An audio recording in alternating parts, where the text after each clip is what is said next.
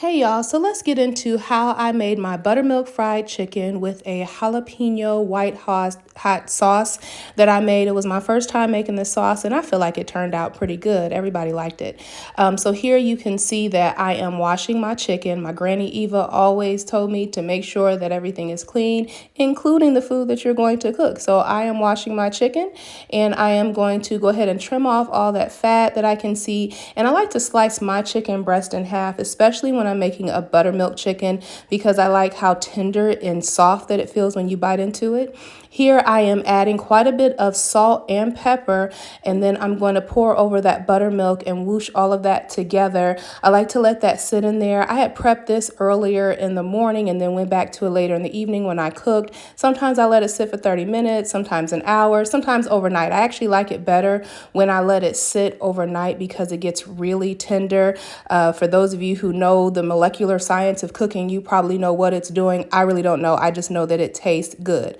After I let that sit in the refrigerator, I definitely go back and I clean up all of my surfaces with the bleach. I know that some people say when you wash the chicken, you're spreading salmonella. That doesn't happen over in my house because I make sure that I clean up everything really well before I go on to the next step.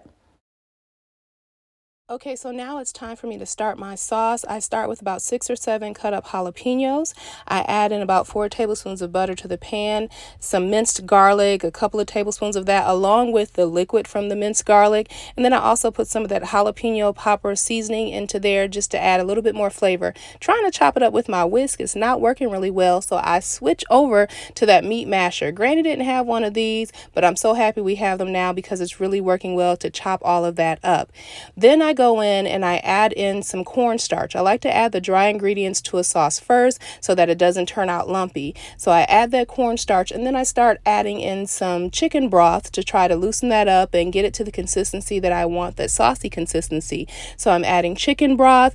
Then I go in and I add some heavy whipping cream and I just continue to add that and eyeball it until I feel like it's looking the way that I want it to look. I've never made this before. I don't have a recipe for it. I'm just mixing things together and listening to the ancestors, and I'll stop when she says to stop.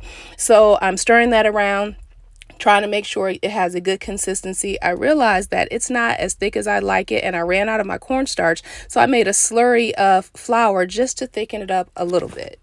It's time to go ahead and fry up that chicken. I start off with seasoning my flour because the chicken had already been seasoned in the buttermilk. I seasoned the flour just to give it that extra flavor. Of course, here I drip off some of that buttermilk, swish it around in the flour, and then I am going to drop that nicely into the oil. I'm not going to crowd my pan, and since I was only making a little bit for this meal, I didn't use a big pan to fry in, so I'm doing 2 halves at a time, and I'm going to let that cook down until it's golden brown. So here you see the full meal plated with that jalapeno white hot sauce and that buttermilk fried chicken. If you want to see how I made the full meal, I put the link to the full video in the comments.